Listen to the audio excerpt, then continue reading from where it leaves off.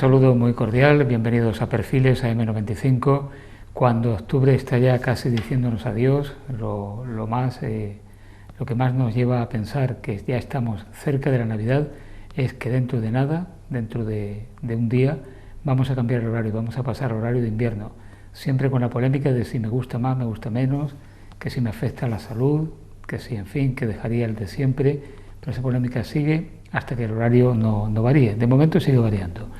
Nosotros estamos aquí una semana más para hablar con un invitado, en este caso, una persona que ahora, cuando lo vean en pantalla, suficientemente conocido en Marbella y San Pedro, se dedica a la política, actualmente es concejal del Ayuntamiento de Marbella, ha sido teniente alcalde de San Pedro Alcántara, puso en marcha un montón de iniciativas, algunas se terminaron, otras se quedaron a medio hacer, y bueno, el futuro no sabemos por dónde va a ir. Él es Rafael Piña Troyano, pertenece a OSP.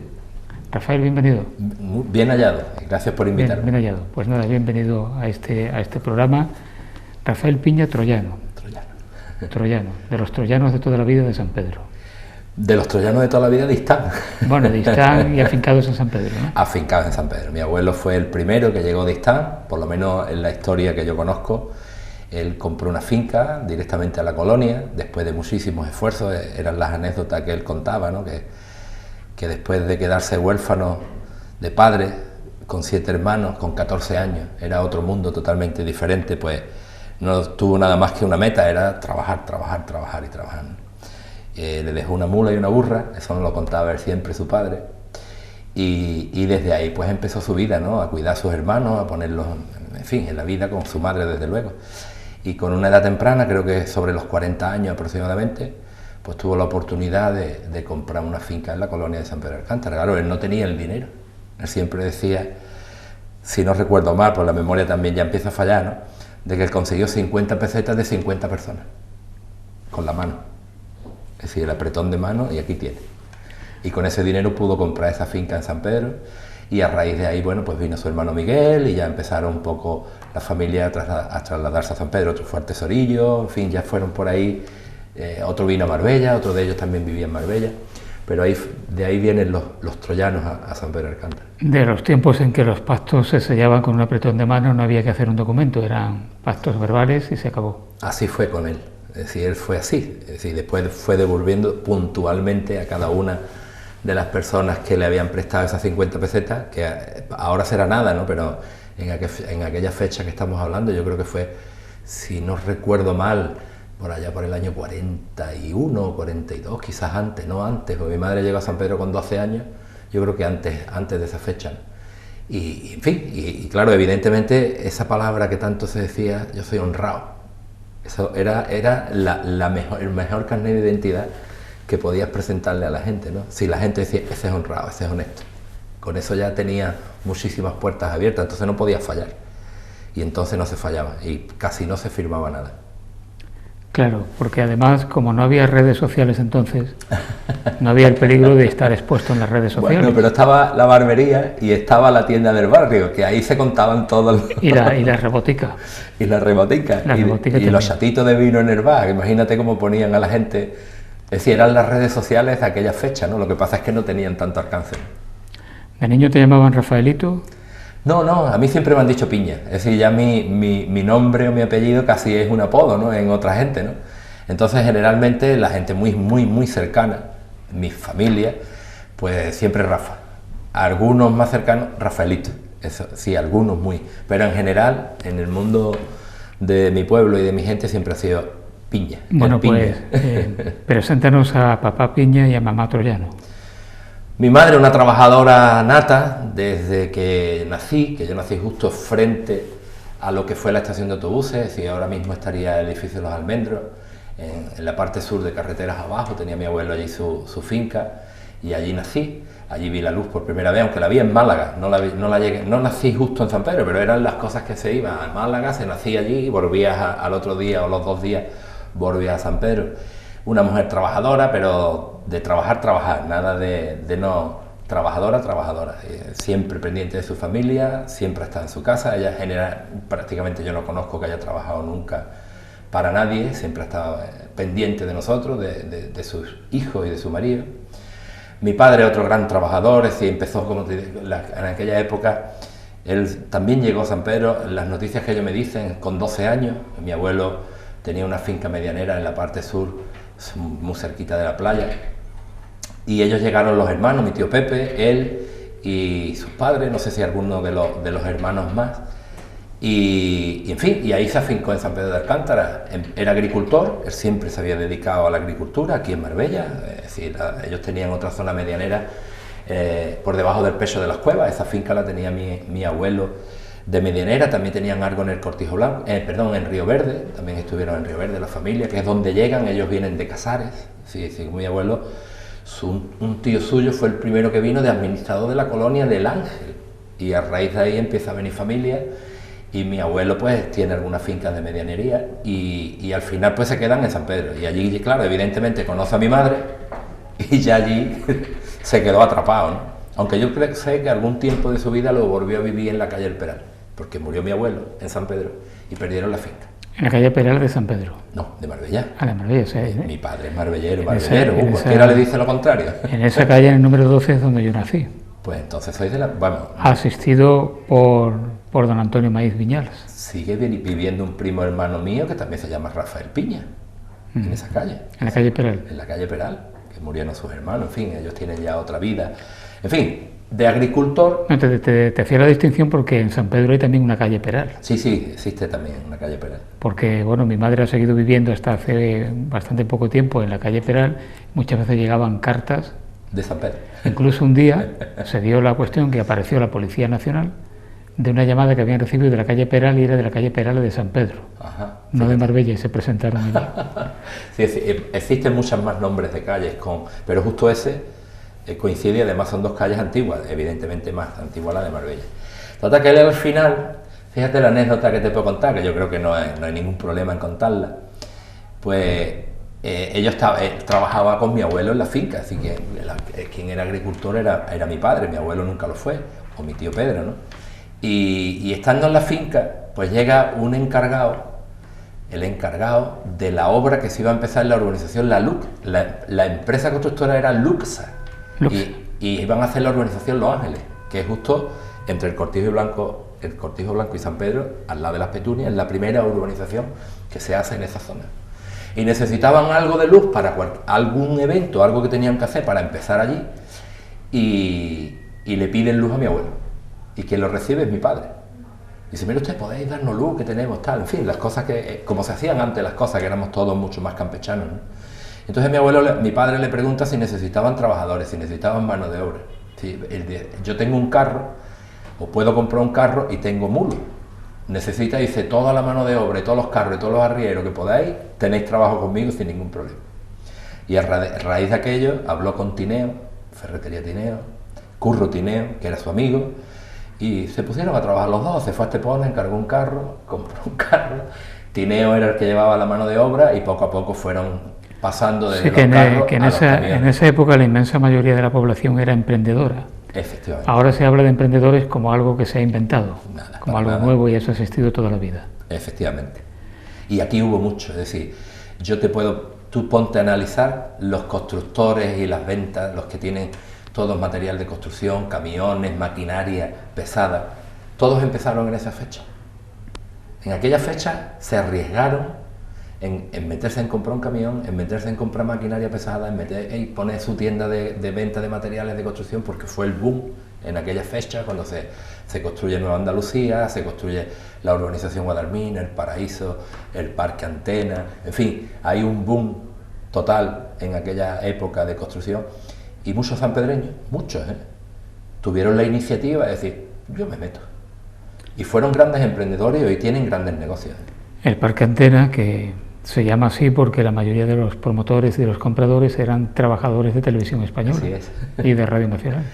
Yo te puedo decir que un jefe mío, Pedro Pecino, y Cabello, que Delgado, que ha fallecido hace poco tiempo, y Delgado, que fueron los primeros que montaron una tienda de electricidad en San Pedro, toda la electricidad del Parque Antena la hicieron ellos. Es decir, emprendedores con muchísimos riesgos, ¿no? Porque capital tenían poco y se metieron en grandes obras, en grandes proyectos. Bueno, en fin, como creo que tuvimos la oportunidad, porque tú eres de los mismos años que yo, Nos llevamos un mes, ¿no? Un par de meses. 4 meses. Y la época en la que nosotros tuvimos la suerte de nacer, porque nacimos en el año 59, de empezar a ser adultos, y yo creo que y muchas veces lo comento con la gente de nuestra generación. No sé si ha habido alguna generación en la historia mejor que la nuestra. Yo no lo sé, porque de niño yo me lo pasé en mi pueblo, en San Pedro, me lo pasé feliz, fui absolutamente feliz. Era un pueblo que estaba expandiéndose, que estaba creciendo. Teníamos amigos, teníamos posibilidades de estar en la calle todas las horas del mundo, nos hemos criado en la calle. Sí, porque en nuestra época podíamos salir a la calle sin necesidad de que la familia estuviese encima. La madre salía, daba un grito y aparecíamos. Estábamos por allí. ¿Sabes cuál era el teléfono móvil, no? Sí, el teléfono móvil. ¡Rafaelito! Claro. Se salían las puertas de la casa y te daban la voz, pero vamos, todos los vecinos, ¿no? Y cuando no queríamos volver, pues el método contundente era me quito el zapato. Ahí estaba la madre con la zapatilla, niño, ven. En fin, aquella época de la que estamos hablando, para mí, yo no puedo nada más que tener grandes recuerdos de mi infancia, ¿no? De mi pubertad, que también empieza a ver otro mundo, y de mi juventud. Es decir, yo creo que tuvimos todas las oportunidades del mundo. Y cuando estábamos iniciando la adolescencia vivimos el hecho histórico del paso de una dictadura a una transición democrática, aunque ahora haya nostálgicos. Ahora parece que uno da un golpe y aparece franquista debajo de las piedras, una cosa un poco incomprensible 44 años después, pero bueno, ahí está el asunto. Pero nosotros vivimos cierta parte en la dictadura y después la democracia, y podemos ya comparar lo que es no tener libertades a tenerlas. Pero Paco, yo te hago una pregunta, que a lo mejor me pasa a mí, pero yo creo que nos pasaba a todos. ¿Nos preocupábamos en aquella fecha de la política? No. Porque yo es que no sabía lo que era la derecha, yo no sabía lo que era la izquierda, yo no tenía ni idea, ¿no? En la edad que nos cogió a nosotros esa época pues hablábamos de mil cosas, pero casi de la que no hablábamos era de política. Ya en la transición sí. Claro, porque ese era un signo de una época dictatorial, el no poderse hablar libremente de política ni de casi nada, ¿no? De religión hablábamos mucho, pero... De religión sí, hombre, y los ejercicios espirituales eran un adoctrinamiento también muy eficaz, muchas veces, ¿no? ¿A qué colegio fuiste? Te contara mis peripecias, yo creo que el primer maestro que fui fue a la Villa, nunca me acuerdo del nombre de aquella maestra. Cuando hablo con la gente que eso quiere decir que no te marcó mucho. Si no te sí me marcó, lo que pasa es que yo creo que tenía 6 años y tengo muy vagos recuerdos de aquella época. Recuerdo que Mariguerra, mi amiga, se mete mucho conmigo y se ríe y se enfada, ¿no? Porque, claro, nosotros vivíamos de carreteras abajo. Entonces, claro, traerme y llevarme tan pequeño hasta la Villa era un poco complicado para mis padres, ¿no? Y entonces me acercaban al Cortijo, que era donde vivía Mariguerra, y ella, nuestros padres eran muy amigos, y ella me llevaba al colegio de la Villa. Recuerdo que como llegaras tarde, había 3 o 4 sillas, que le faltaba una pata, y no había más. Y allí te tenías que sentar. Y tenías que aguantar en la clase entera con la silla con una pata rota. En fin, de aquello recuerdo anécdotas que, en fin, muy leves, ¿no? Después tuve, al lado de mi casa, montaron una escuela privada de un hombre de Almería, una familia de Almería, que el maestro le llamábamos el sordo, porque no oía, y nos daba clases. Es decir, fue las primeras letras y lo primero que empecé a aprender fue con el maestro el sordo, que estaba justo al lado de mi casa. En su casa, es decir, no era ni un aula, era un lugar muy leve, ¿no? Muchas veces estábamos sentados hasta en la cama del dormitorio de ellos cuando tenía muchos alumnos. Y luego, bueno, pues ya empecé con la señorita Alicia Mari Carmen, perdón, en la Pepe Osorio, en la calle Pepe Osorio, que ya fue una muy buena maestra para nosotros, ¿no? Lo que pasa es que hubo un inconveniente en aquella fecha, yo estuve quizás 1 año o 2, no recuerdo bien, que es que cuando llegó la normativa, la ley nueva, donde no podían estar los niños con las niñas. Entonces ella era maestra y tenía niños y niñas. Y el siguiente año, pues tuvimos que separarnos, es decir, ella se quedó con niñas, y en aquella fecha apareció Miguel Ángel Jiménez. En la calle Carlota Navarrete puso su primera escuela. Y claro, como no podíamos estar con Mari Carmen, pues nos tuvimos que trasladar a la escuela de Miguel Ángel Jiménez. Que yo creo que ha sido, claro, ya tenía un poco más de edad, recuerdo más, y la base cultural que yo tengo, que es lo más importante, es decir, si no tienes una buena base cultural al principio de tu vida, después vas dando saltos, nunca vas a tener un buen conocimiento. Yo creo que él fue el que más más base cultural me dio, ¿no? Para poder continuar con mis estudios, ¿no? Luego ya cuando llegué a la época de bachiller, además estábamos todas las clases mezcladas, ahí estaban los de segundo, los de tercero, el primer curso, claro, segundo curso, tercer curso, como en la época, los libros, y le daban las clases y estábamos todos juntos. Le estaba atendiendo los que le correspondía, pero estábamos todos allí. Su mujer, fijaros, yo todavía tengo algunas palabras muy leves, ¿no? Pero algunas cosillas me acuerdo, me daba francés. Estamos hablando, fíjate, tendría yo 8, 9 años, 10 años como mucho. Sí, que en aquella época era muy novedoso eso. Pues ella daba francés, y mi madre me apuntó a dar clases de francés, estaba llegando el turismo, había que saber idioma, y entonces el idioma que se solía dar en las escuelas, en los colegios, era el francés, no era el inglés. Bueno, se daba en los institutos, en las escuelas no. Pues a mí mi madre ya... Por eso digo que era novedoso que se diese en la escuela. Pues nos daban ellos en clases particulares, es decir, terminábamos y nos daban clases. Y después ya terminamos en la escuela de Aranda, que también todo esto que te estoy hablando, menos la villa, todo eran escuelas privadas, todo era pagando. Era muy poco, porque no había, en San Pedro prácticamente habíamos crecido tanto en tan poco tiempo que entrar en la Escuela Nacional, como decíamos, en el Colegio de San Pedro, eso era una utopía, ¿no? No, yo recuerdo la primera vez que yo fui a la escuela fue llevándome la silla de casa. Pues, estamos hablando de la misma época, Paco. Hemos vivido casi lo mismo. Pues sí, es cierto. Casi la misma época. Después ya ahí, en la Escuela de Aranda, estudié 2 años bachillerato, que era libre, entonces teníamos que estudiar durante todo el año y hacíamos un final de curso que nos teníamos que desplazar en aquella fecha a Estepona y hacer un examen. Claro. Ahí a todo lo que te viniera. Aprobé primero con mis dificultades, aprobé segundo con mis dificultades, luego llegué, mis padres ya tuvieron más poder adquisitivo, que mi abuelo vendió la finca y en fin, repartió un poco de dinero entre la familia. Y mis padres se atrevieron a llevarme a Ronda, y estuve un año ¿A los salesianos? A los salesianos de Ronda. Estuve un año, pues coincidí con Alfoncillo Lozano, con Miguel Troyano, con Poli y José María Huera, en fin, había un grupo de sanpedreños bastante nutrido, que ir en aquella fecha, yo de verdad los admiro, porque claro, es que tampoco teníamos otro remedio, ni conocíamos nada más, ¿no? Pero yo iba en invierno, con niebla que tú no te puedes hacer una idea, con lluvia que no te puedes hacer una idea, en un 600... a Ronda, con aquella carretera que había en aquella fecha. Mucho peor que la de hoy. 1000 veces peor. Es decir, eso no había, yo no sé si había 10 metros de recta, el resto era todo curva, muy estrecha, con muchísimo peligro.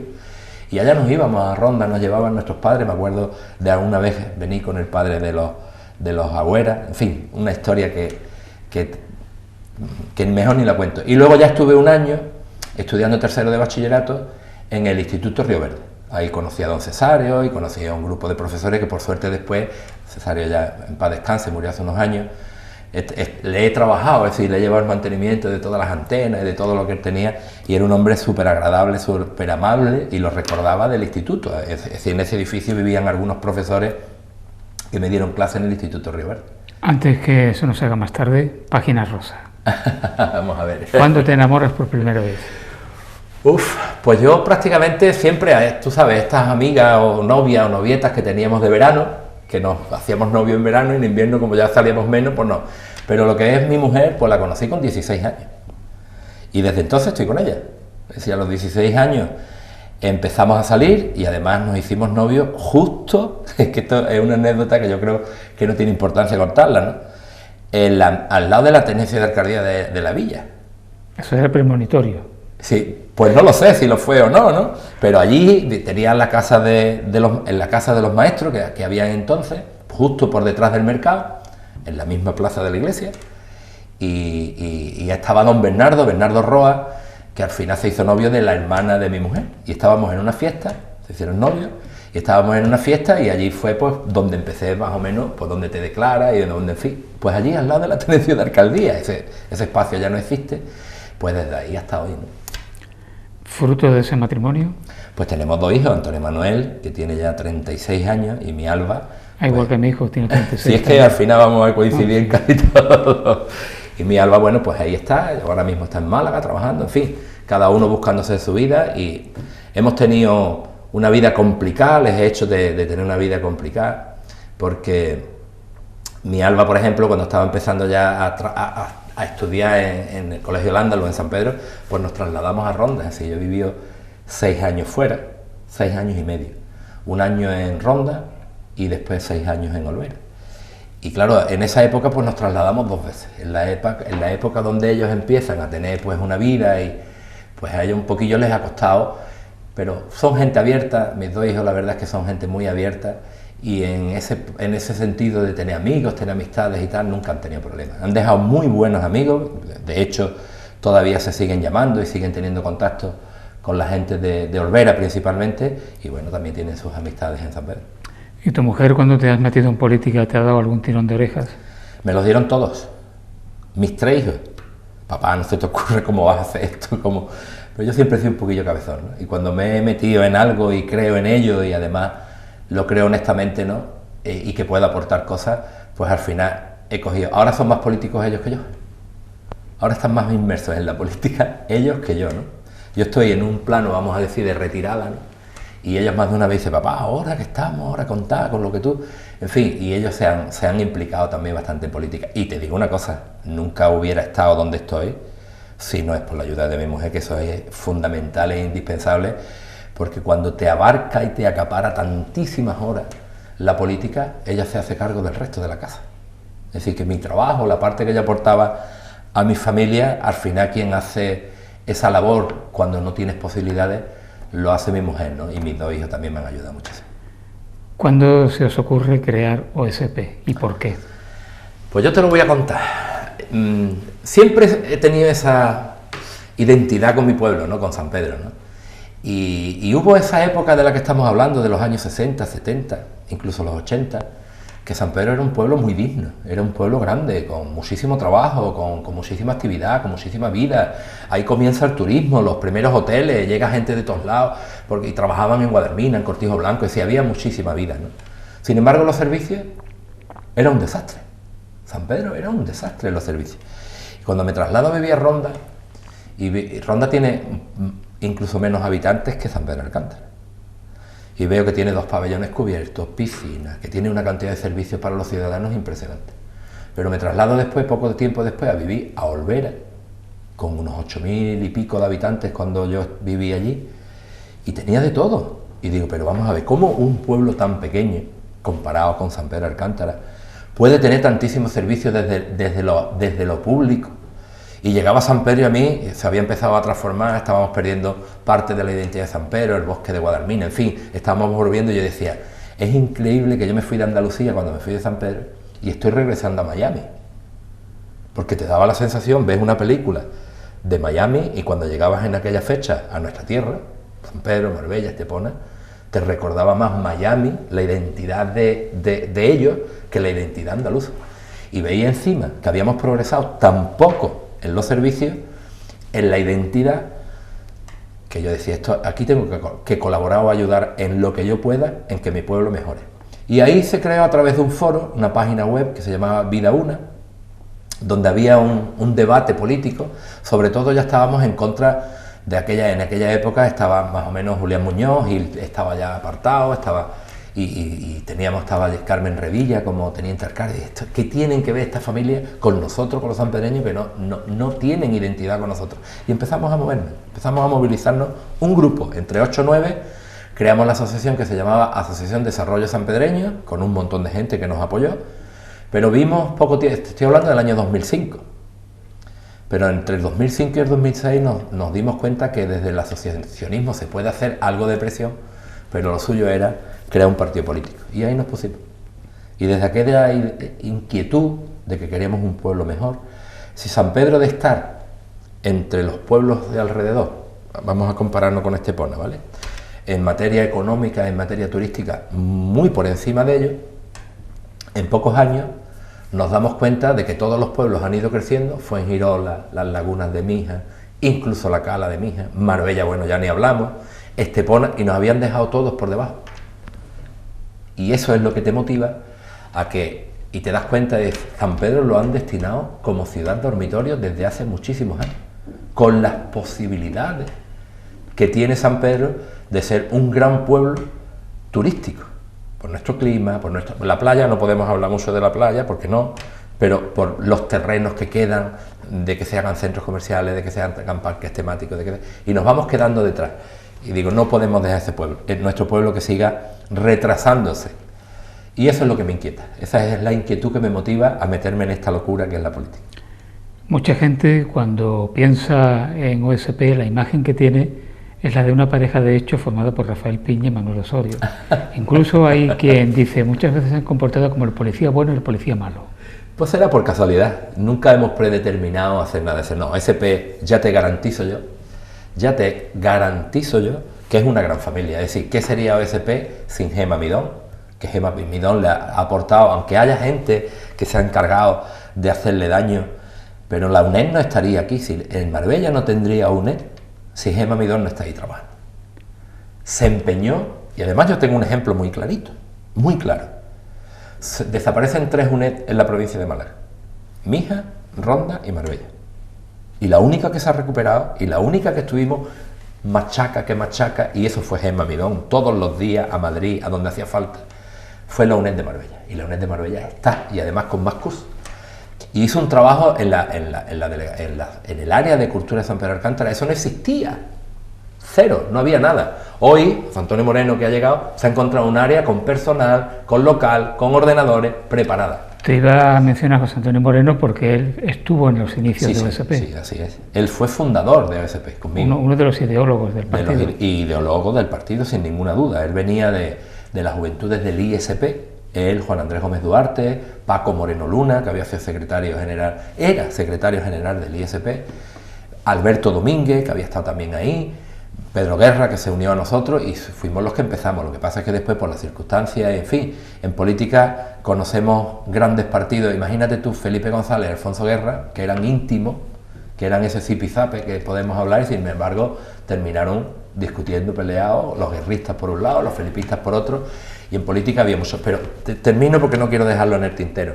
Luisa Parra, Belén Villalobos. Es que si empiezo a nombrar todo el mundo, Paco Moreno Luna, Francis González, Mari Guerra, Silvia Ruiz, es que me puedo no acordar de alguno y me puede molestar, ¿no? Pero es que antes estuvo Cristovilla Ortega, estuvo Eugenio López, hubo una cantidad importante de personas que son los que han ido dando paso a este OSP. Por lo tanto, decir que OSP es Manuel Osorio y Rafael Piña y Manuel Osorio, no. Nosotros somos los que estamos dando la cara, los que estamos de cara al público, pero el trabajo que se hace desde dentro es impresionante y es una familia que sin ellos OSP no existiría.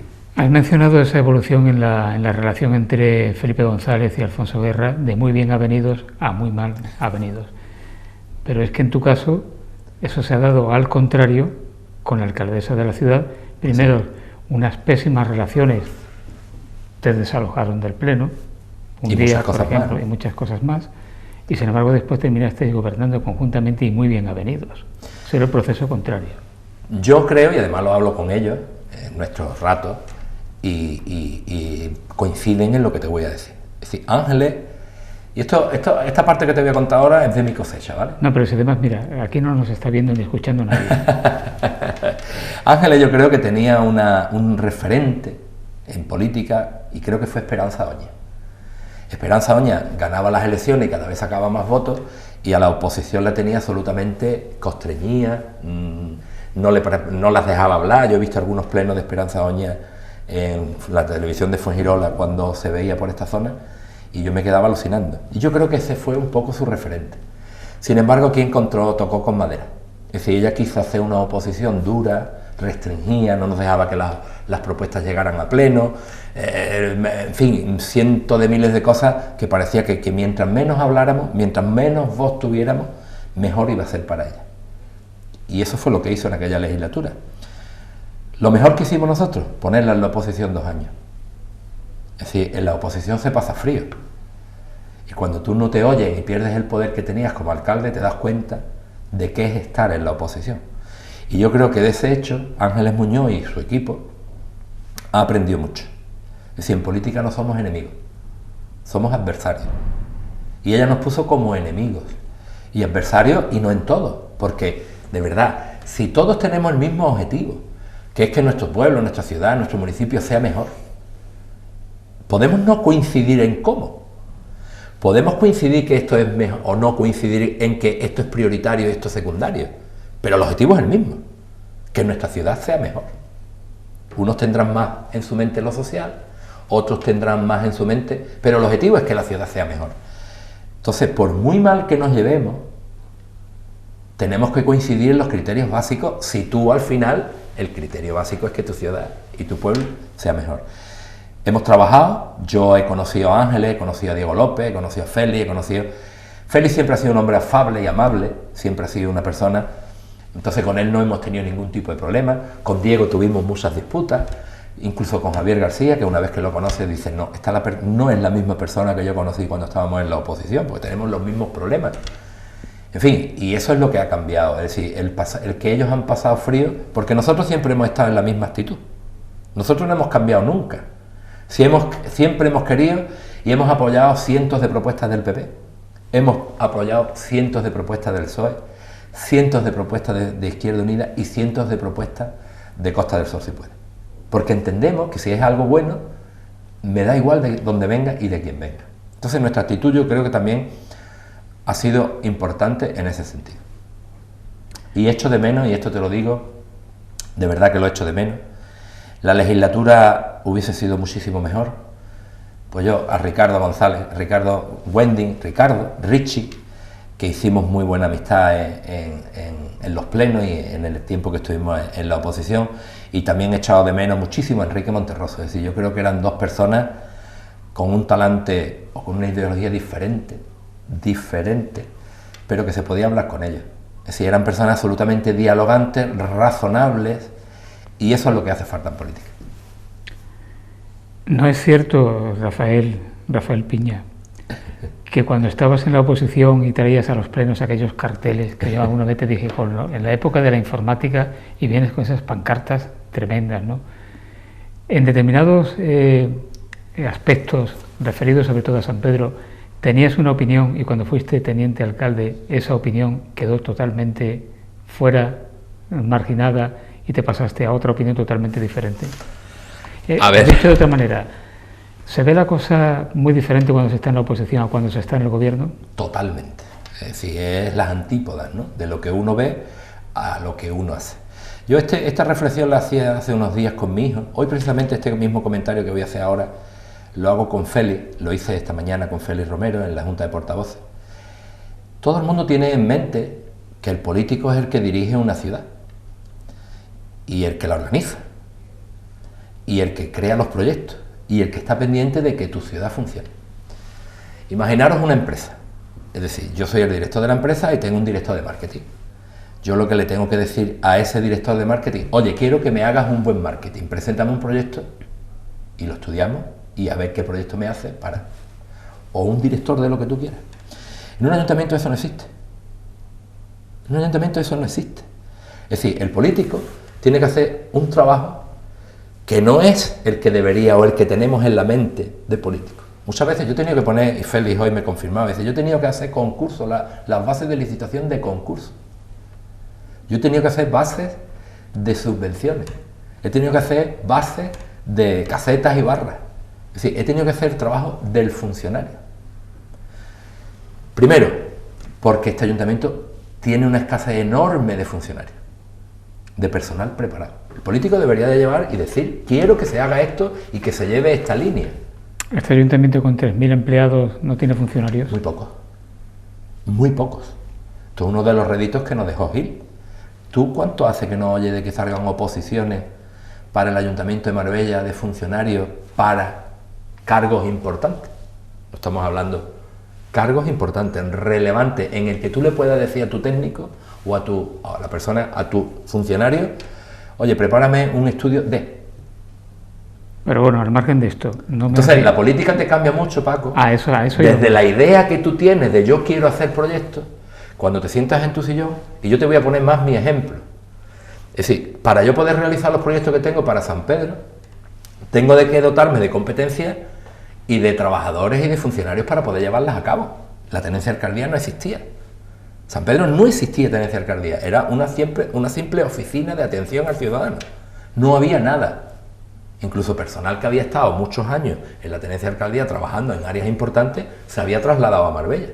Entonces yo tengo que empezar a montar un equipo en San Pedro. 2 años me llevó eso. Y no quedó terminado. 2 años. Entonces, a la hora de hacer proyectos, a la hora de trabajar, a la hora de realizar esas ideas que tú tienes en mente, luego te das cuenta de que no puedes realizarlas y que te tienes que poner a hacer otras actividades. Ahora llegaría la respuesta y dice, bueno, ¿y si es tan difícil? Pues sí lo es. Y te pongo otro ejemplo más. La ley de contratos del sector público, cuando nosotros llegamos, era una, te adaptas, trabajas y trabajas en el día a día con esas normativas. Pues cuando estamos en mitad, las reglas del juego cambian y resulta que viene una nueva ley de contratos del sector público. Que te puedo decir y te puedo garantizar que más de 6 meses no salía un contrato en el Ayuntamiento de Marbella. Porque los propios funcionarios, los propios, no ya del Ayuntamiento de Marbella, en general, no sabían cómo aplicar la ley. Tardamos 6 meses, es decir, que aunque tú sepas, y aunque tú tengas un bagaje, como nos pasó con la gente del PP, es decir, el PP ya había estado gobernando, y a los 2 años entraron ellos, la ley nueva, y decían, bueno, ¿y esto qué es? Todo lo que sabían de antes, lo habían perdido en ese momento porque la ley cambió. La ley de subvenciones, la ley de contratos, las normativas no me acuerdo ahora, el techo de gasto, es decir, cambiar de buenas a primeras una cantidad de cosas que eso que antes veíamos fácil, después era difícil, pero es que con las nuevas normativas ha sido todavía más difícil. Rafael, ¿la política crea muchos enemigos íntimos? Sí. Yo tuve un objetivo cuando entré en política y digo, me tengo que ir con los mismos amigos que entro. Y ya te garantizo yo, tío. Desgraciadamente no he cumplido con ese objetivo y he dejado a alguna gente en el camino que o no me hablan o no les hablo porque hay algo que es lo que más desilusión me ha dado estos 4 años que está en política en gobierno. Las mentiras, las calumnias, las barbaridades que se llegan a decir de la persona que está gobernando, hay quien tenga la paciencia, la tolerancia de aceptarlas. Yo no he podido. Es decir, se han dicho algunas barbaridades y algunas calumnias en torno a mi persona y en torno a incluso a la familia, que al final te lastran, ¿no? Y dicen, no, mira, perdona, si tú tienes capacidad de decir esa clase de mentiras de mí y te las has creído, no puedo ser tu amigo. Y he dejado a algunos amigos en el camino. Se dijo en redes sociales que por negociaciones poco claras Osorio y Piña terminarían en la cárcel. Pues busca.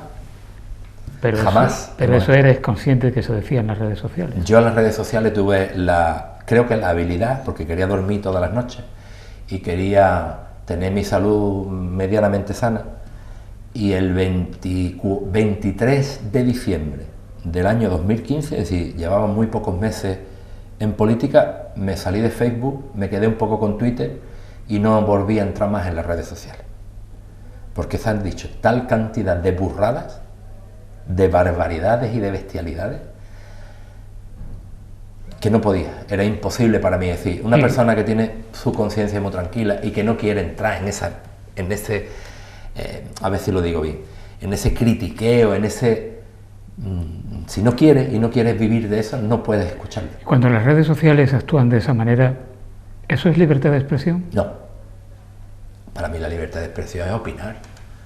Es una opinión, pero no dar cosas. Dice, se ha comprado un chalet, le ha pagado Javier Arena para que haya un pasto. ¿Qué estáis hablando? ¿Qué estáis diciendo? Yo he visto a Javier Arena una vez.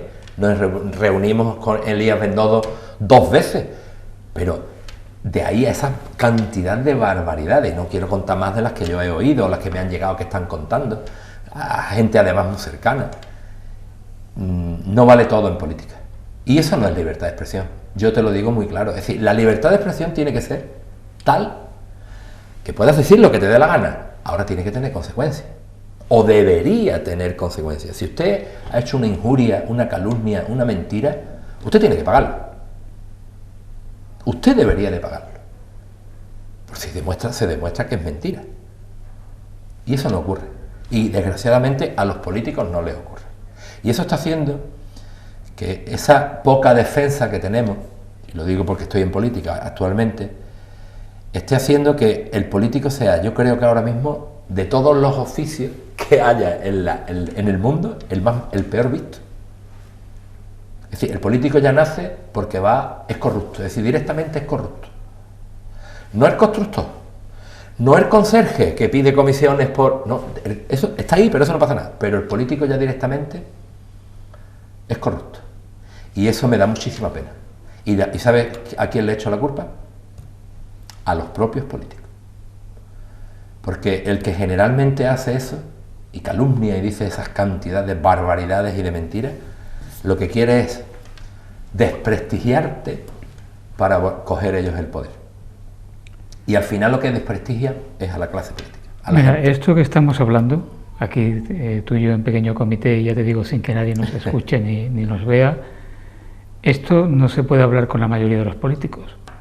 ¿Por qué? La mayoría de los políticos quieren saber primero de qué se va a hablar y qué te van a preguntar. Y a que tú no me has pedido nada ni yo te he dicho de qué íbamos a hablar. Lo puedes decir tú. Y te estoy preguntando con total sinceridad, o sea, no hay ningún problema. Y yo te estoy respondiendo con total sinceridad. Lo digo porque eso se puede interpretar en un político como una virtud. Puede uno estar en desacuerdo con la manera de actuar de Rafael Piña, con su ideología, con lo que queramos, pero por lo menos tengo que decir que no hay que pactar nada con él y se puede hablar con total sinceridad.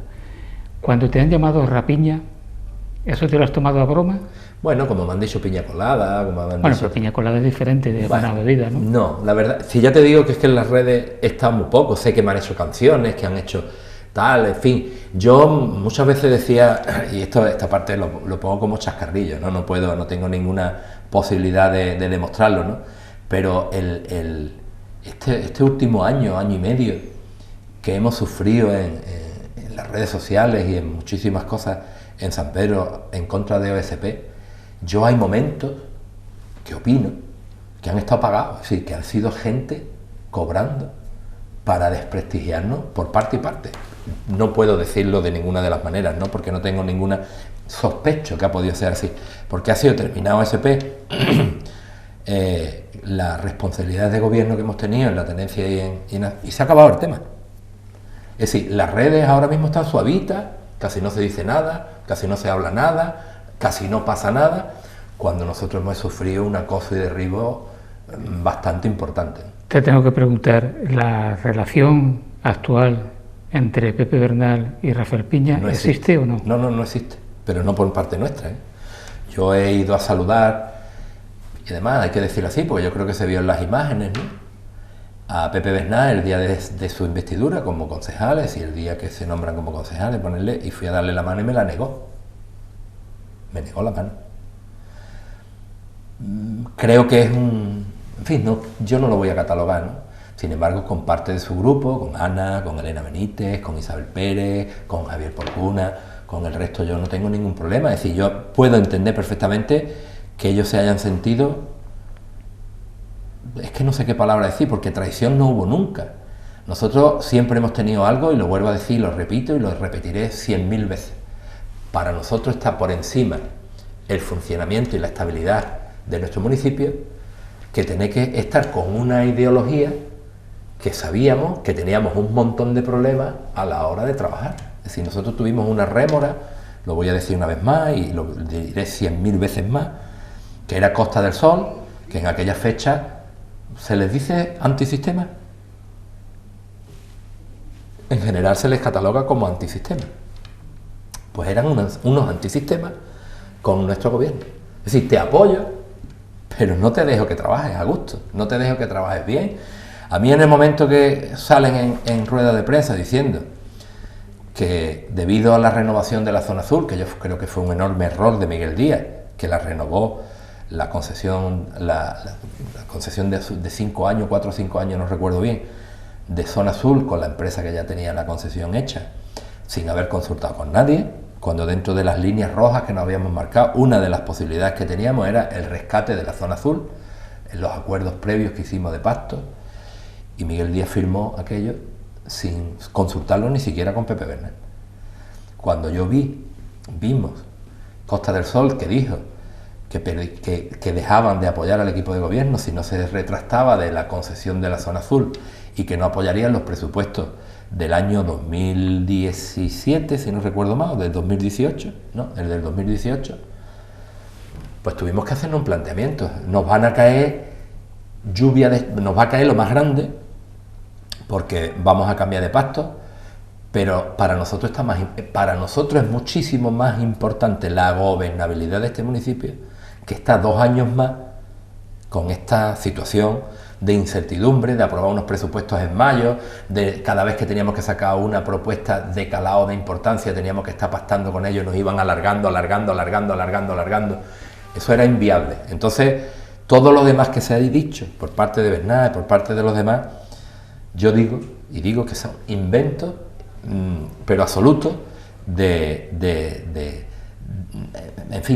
intentar desgastar y de hacerle daño a OSP, porque OSP al fin y al cabo somos un partido que está fuera de ese sistema de partido que hay a todos los niveles, ¿no? Nosotros no tenemos ni perrito ni gatito, como dice Manolo Osorio. A nosotros no tenemos ningún partido ni a ninguna base o dirigentes provinciales, autonómicos o nacionales que nos dicen qué tenemos que hacer.Nosotros hacemos lo que creemos que es mejor para nuestro pueblo. A juzgar por los resultados de mayo y además aquella noche electoral, se te vio un poco decepcionado. No, un poco no. Muy decepcionado. Muy decepcionado. Quiero decir, el pueblo de San Pedro no os ha entendido, os han castigado. ¿Qué ha pasado? ¿No han estado de acuerdo con las remodelaciones? Bueno, había de todo. Es decir, nosotros hemos tenido una campaña bestial contra OSP. Es decir, OSP hiciera lo que hiciera, siempre tenías ahí un grupo de personas poniéndonos verdes, diciendo que es una mierda, que eso es toda una porquería, que lo que estábamos haciendo era improvisado, que lo que estábamos haciendo... Y nosotros, al no ser políticos, porque el político sale y defiende y está, y se preocupa más de la imagen, de no perder votos, de que se hagan cosas en su pueblo. Sin embargo, nosotros siempre digo, Rafael, que no ser político es peligroso, porque Gil tampoco era político, lo decía él. Pero hay una diferencia básica, grande, y además Gil lo dijo: vengo a vender mis pisos. Sí, es cierto. Él venía a hacer negocios, es decir, vendo a vender mis pisos, lo traduce, dice: yo vengo a hacer negocios, es decir, yo voy a arreglar Marbella para que Marbella sea mejor, para yo tener más negocios en Marbella. Y eso lo decía él, que yo creo que es la única verdad que dijo. El resto fueron intereses muy particulares. Nosotros jamás hemos, evidentemente, las antípodas de esa idea. Nosotros hemos venido a intentar mejorar nuestro pueblo. Nosotros hemos sido un grupo de presión para que San Pedro no se quede aislada ni se quede retrasada, que esté en el carro y esté a la altura de Marbella o lo más cercano a la altura de Marbella. Que los repartos ahora, por ejemplo, de viviendas públicas se hagan para todo el municipio, no solo para San Pedro. 600 viviendas en San Pedro y 45 en Marbella. Me parece injusto, tanto para los marbelleros como para los sanpereños. Es decir, que todo vaya allí, y aquí en Marbella, con la demanda de viviendas sociales, nada más que se vaya a construir 45, me parece indecente. Bueno, se proponga la construcción de 45. Ese es nuestro fin, que San Pedro esté a la altura de lo que tiene que estar, porque evidentemente, y ahí es donde podemos discrepar con el resto o con una parte importante de los ciudadanos, para nosotros San Pedro es un pueblo con toda la identidad y con todas las necesidades que tiene un pueblo dentro del término municipal de Marbella. Esa idea la comparto contigo totalmente. Y además, lo he dicho en más de una ocasión, que en el término municipal hay 2 pueblos, Marbella y San Pedro. Pues coincidimos, si todos coincidiéramos en eso, pues no habría ningún tipo de problema. Si San Pedro tiene que tener su autonomía, tiene que tener su autogestión, tiene que tener su forma diferente, porque tenemos, aunque coincidimos en la mayoría de las cosas, pero hasta los hermanos tienen diferencias. A ella no le gusta una Game Boy, al otro le gusta un balón de fútbol, y son hermanos, se crían en la misma familia, tienen la misma educación, tienen las mismas, pero cada uno tiene su gusto. Y cada uno quiere su habitación. Pues, por ejemplo, pues si se entiende esto, ya entienden qué es OSP. Entonces, compararnos, discúlpame, Paco, sí. Compararnos, aunque podamos decir libremente que no somos políticos, pero las diferencias entre aquel que dijo aquello y lo que decimos nosotros son abismales.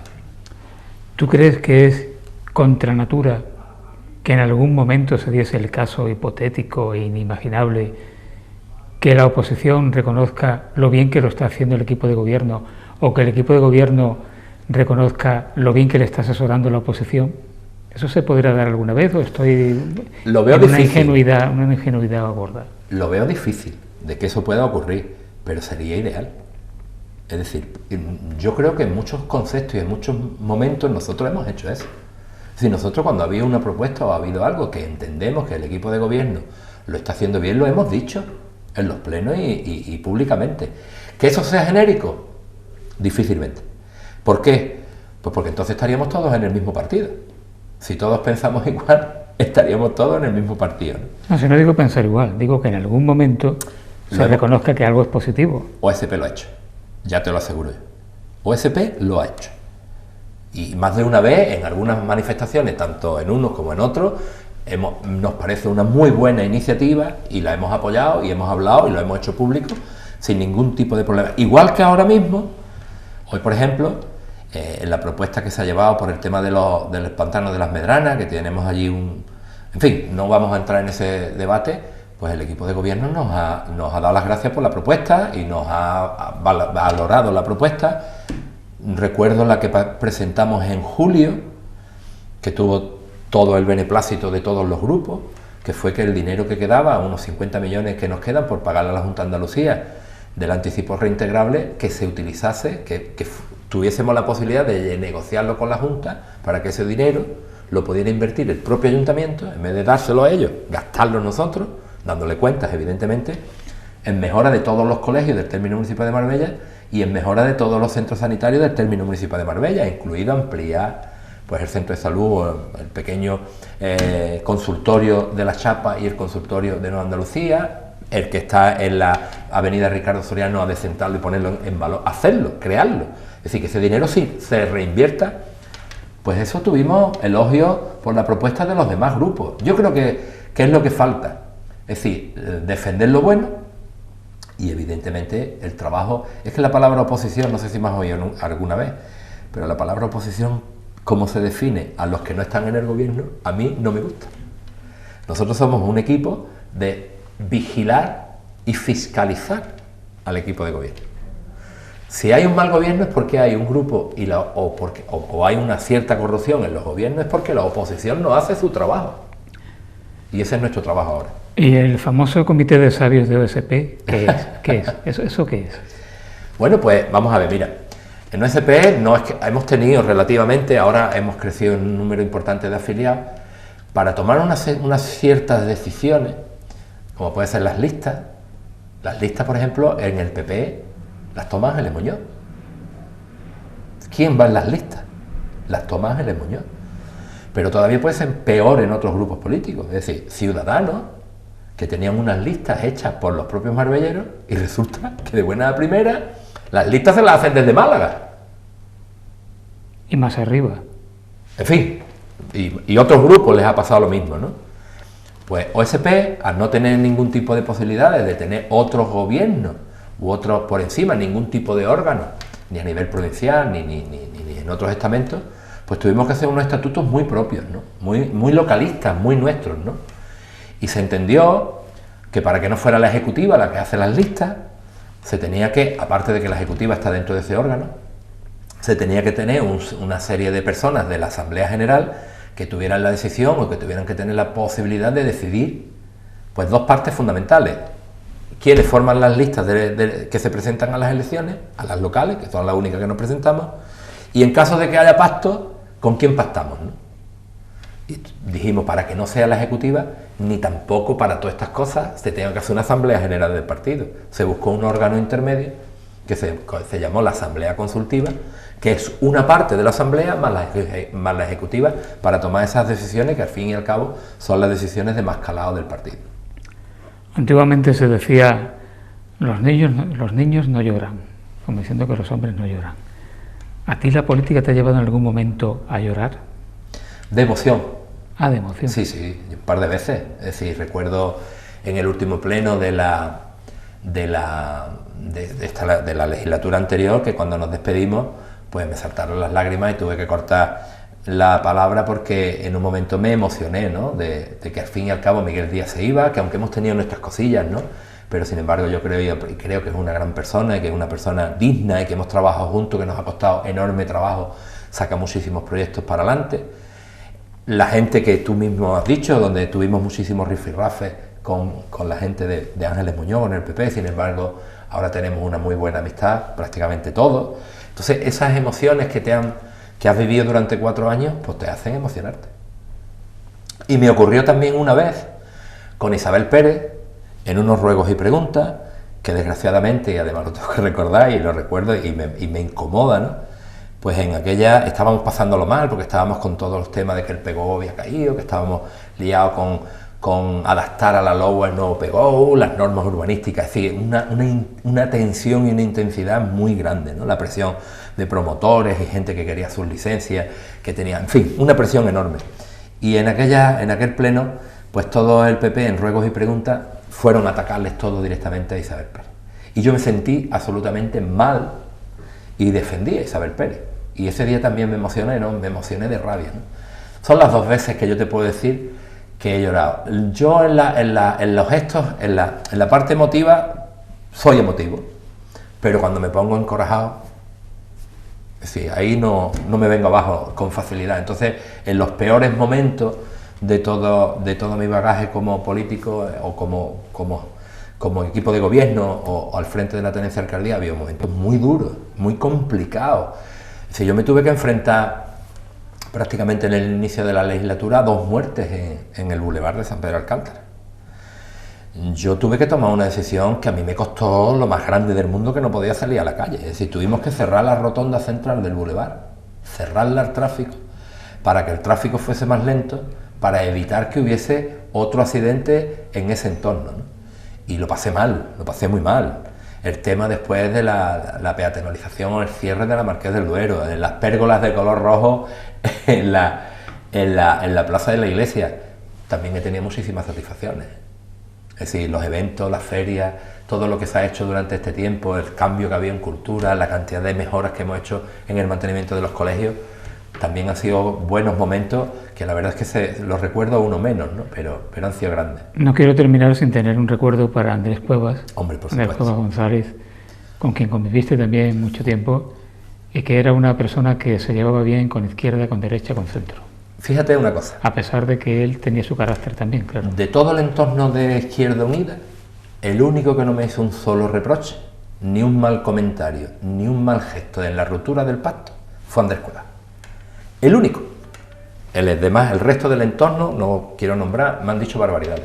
Andrés, siempre con el respeto, jamás me retiró la palabra, jamás me retiró el saludo, jamás. Es decir, había un poco de más tensión. Y luego había cosas, y además es lo que le aprecio a Andrés Cuevas, y lo que le he apreciado siempre a Andrés Cuevas, que era un hombre convencido, absolutamente convencido, de que lo que él lo hacía por justicia social, lo hacía para la gente, no para él. Y ha defendido siempre sus criterios sin ninguna duda y sin enfado. Cada vez que yo he hablado con Andrés Cuevas, que nos hemos visto muchísimas veces en la Asociación de Vecinos El Cruce, discutíamos, cambiábamos impresiones, marcábamos nuestras diferencias, sobre todo con el tema de la independencia de San Pedro Alcántara. Siempre te escuchaba, siempre te dejaba de hablar y siempre te daba una respuesta. Eso en política lo hace muy poquita gente, muy poquita gente. Sin embargo, con Andrés, insisto, yo lo he apreciado muchísimo, no pude estar en el sepelio por circunstancias personales, me hubiera gustado, estuvo Manuel Osorio, a mí me hubiera gustado haber estado también, haberlo acompañado desgraciadamente en ese día, pero no puedo hablar nada más que bien, nada más que de buenos recuerdos. Tenemos un primo, mi primo Rafael González Piña, sobrino, primo hermano, quiero decir primo hermano de Andrés Cuevas y primo hermano mío, por parte y parte. Y decía, primo, me tenéis el corazón dividido, ¿ahora qué hago? Y yo digo, vamos a ver, primo, ¿tú de dónde eres? ¿Marbellero? Pues entonces no tienes la decisión, la tienes muy fácil. En fin, que a él nada más que pueda hablar, es que no hay manera de hablar, de encontrarle ningún reproche a Andrés, un tío que ha estado ahí, que ha creído siempre en lo que ha defendido, siempre, con buen talante, con buen espíritu y con algo que en política se va a echar de menos, con ese diálogo y esa pizquilla de humor que tenía Andrés, que yo lo recuerdo de los plenos. Andrés Cuevas, muy vago, pero lo recuerdo de los primeros plenos donde él estaba y siempre decía, a ver qué va a decir Andrés, a ver por dónde va a salir. Claro, porque era un político atípico a su manera de expresarse, era campechano y esa campechanía la llevaba a la política, al ejercicio de la política también. ¿Vas a seguir en política? No, yo voy a estar con OSP hasta que mi vida aguante, ¿no? Pero sí entiendo, y además era uno de mis objetivos, ¿no? Cuando me marqué mis posibilidades en política, es que no podemos hacernos eternos en política. Decía Ángeles Muñoz, no sé cuánto lleva. Pepe Bernal no sé cuánto lleva y llevará. Yo no quiero ser ese. Es decir, yo quiero estar los años que he tenido que estar, al frente, que he llegado a la tenencia de alcaldía, y yo a mi gente les dije, digo, yo ahora mismo me toca de replegar. Es decir, estos 4 años, mi objetivo y mi obligación con la gente que nos ha votado o que me ha votado va a ser a muerte, voy a defenderlo a muerte, pero en las próximas elecciones tenéis que ir buscando ya quien encabece las listas, porque Rafael Piña tiene que ir dando pasos al lado, nunca atrás, siempre al lado, para que pase otra gente y que el partido se vea savia nueva, ideas nuevas. Yo creo que además las ideas se encorsetan, es decir, las ideas de nuestras vivencias, Paco, de los años 60, nuestro espíritu, no puede ser el mismo que de la gente que está empezando ahora, que tiene 30, 35, 25, tienen otro objetivo, tienen otras ideas, tienen otra manera de pensar, y esos tienen que ir fluyendo en política también. No podemos anquilosarnos en política. Está claro. Y yo tengo ese propósito, tengo esa intención y creo que lo voy a cumplir. No he dicho, no haré nada, pero en principio mi idea es, por lo menos ya de número 1, eso ya está seguro, cerrado, y que pasen otra gente, que haya savia fresca y savia nueva en OSP. Pues vas a tener que volver otro día, porque das mucho juego y me he quedado sin tiempo. Y yo que lo mejor soy larguillo en las respuestas, ¿verdad? No, está bien, te explicas muy bien, lo haces de manera didáctica. Solamente voy a decir al final que yo exigiría que los políticos conociesen profundamente la historia. Pues sí. Si van a gobernar España, que conozcan la historia de España. Si van a gobernar Marbella o San Pedro, que conozcan la historia de Marbella y de San Pedro. Ignoramos mucho la historia. ¿Me permites una pequeña anécdota? Claro. Muy cortita. No sé si se van a quitar el color rojo de las pérgolas de San Pedro de Alcántara, no lo sé. Pero hoy estaba con Manolo Osorio en el pleno, en el salón de pleno, está el escudo de España, evidentemente, y a la derecha está el escudo con el pendón, bueno, con los colores de Marbella.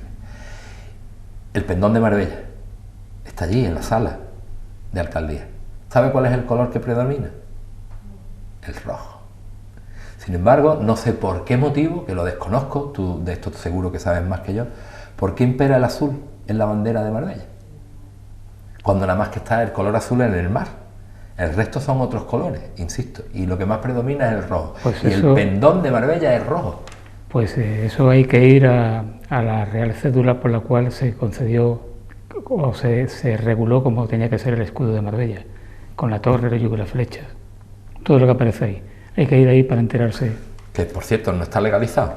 La Junta de Andalucía hizo una normativa de hace bastantes años y no figura todavía el escudo de Marbella.